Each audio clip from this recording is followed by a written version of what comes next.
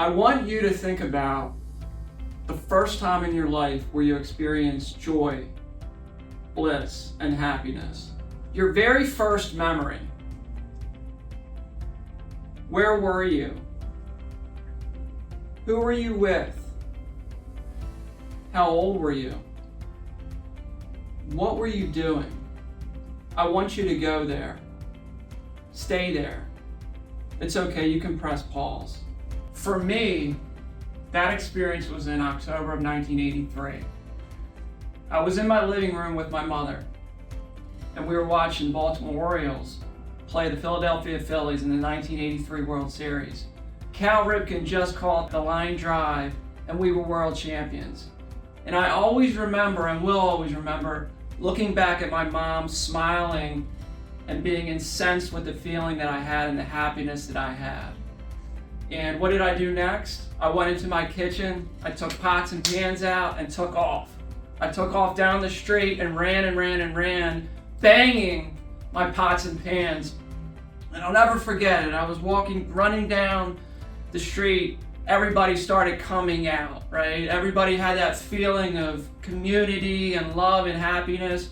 And it was all because of our local sports team just won the World Series. And it was that feeling of sharing that with my mom that I'll never ever forget.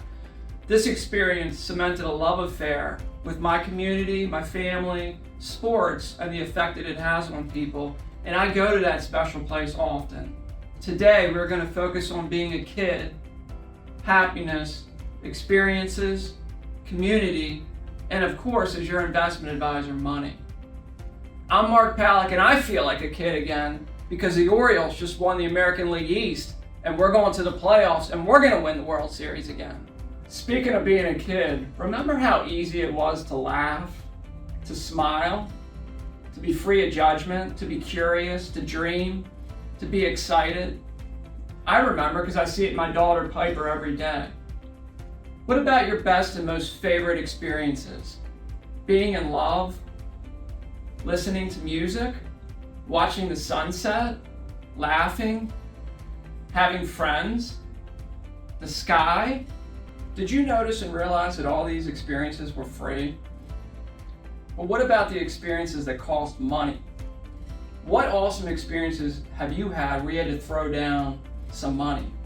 My experiences with working with clients, the ones who seem to be honestly most happy and a joyous spirit, are the ones who pay for things or pay for experiences. They don't pay for stuff.